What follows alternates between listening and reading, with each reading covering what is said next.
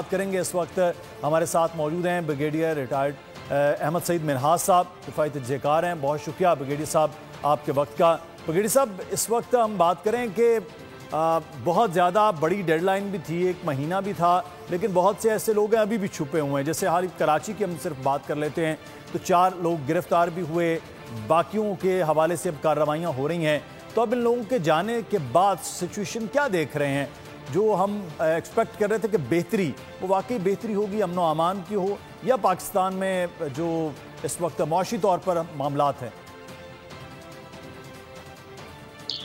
जी मुदस्सिर साहब, बहुत बहुत शुक्रिया आपने मुझे लाइन की। बहुत इंपॉर्टेंट ये इशू है जिसके ऊपर अभी पाकिस्तानी गवर्नमेंट ने एक स्टैंड लिया है। मुकम्मल एक महीना दिया गया था कि जिसके बाद इनको यहाँ से निकल के वापस जाना था। इससे ये सिर्फ ये प्रोपागेंडा किया जा रहा है कि शायद ये ऑपरेशन जो है वो सिर्फ और सिर्फ अफगानियों के खिलाफ है। ऐसा बिल्कुल भी नहीं। दीगर भी जितने ममालिक हैं, उनके जो गैर कानूनी लोग यहाँ पे तारकीन वतन रह रहे हैं, उन सबको अपने अपने मुल्कों में वापस भेजा जाएगा।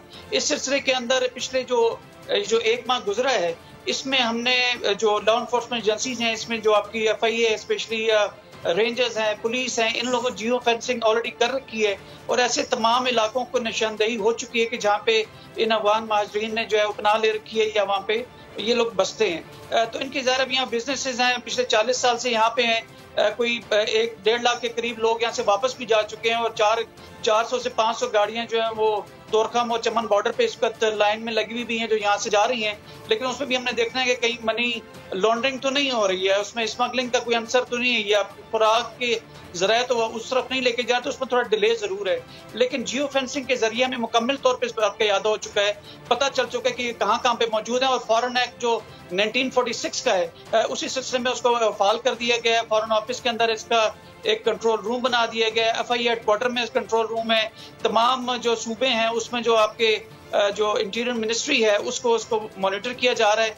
एक टाइम कंज्यूमिंग तो जरूर है, और यहाँ पे जब 35 से 40 लाख लोग जो हैं वो गैर कानूनी तौर पे पिछले 40 साल से अगर रह रहे थे, तो उनको वापस धकेलने में थोड़ा टाइम कंज्यूमिंग जरूर होगा। लेकिन सूनर दी बेटर, जितनी जल्दी आप इसको कर सकेंगे उतनी जल्दी आपकी इकॉनमी जो रिवाइव हो सकेगी। क्योंकि ये जो भी ऑपरेशन हो रहा है बेसिकली SIFC ने इसको एक प्लेटफॉर्म दिया है और वहीं से आपकी इकॉनमी को बेहतर करने के लिए इन्होंने ये स्टेप लिया है। मुश्किल जरूर है, टाइम कंज्यूमिंग भी है, लेकिन जब आप गवर्नमेंट डिटरमिन्ड हो जाती है, स्टेट किसी बात का इरादा कर लेती है, तो फिर फतह आपकी जो मुकद्दर में होती है। इंशाल्लाह ताला ये तारकीन वतनों को जो यहाँ पे बसते हैं पाकिस्तान में इज्जत के साथ जो है इनके ममालिक में भेजा जा रहा है। तमाम सूबों के अंदर होल्डिंग सेंटर्स बनाए जा रहे हैं। जो होल्डिंग सेंटर का मतलब ये है कि अगर जो आपके सिविल आबादियों के अंदर जो अफगानी रहते हैं उनको लेकर आए, वहाँ पे रखें, उनको खाना पीना दें और फिर उनको एक नज़्म ज़ब्त से अपने मुल्कों में इज्जत से भेजा जा सके। तो एक टाइम कंज्यूमिंग, एक डिमांडिंग चीज जरूर है, लेकिन स्टेट डिटरमिन्ड है, तो मुझे पूरा यकीन है इंशाल्लाह फतह होगी। बहरहाल ये एक बड़ा लंबा प्रोसेस है, क्योंकि 1,26,000 का अभी तक जो फिगर दिया जा रहा है उसमें तो तकरीबन 16 से 18 लाख गैर कानूनी तौर पर मुकीम ये लोग हैं, और बाकी जिनके पास इस वक्त वो इजाज़तनामा है कि वो बेंगे महाजिर वो रह सकते हैं इस वक्त। सब्सक्राइब करें और बेल दबाएं ताकि कोई खबर रह न जाए।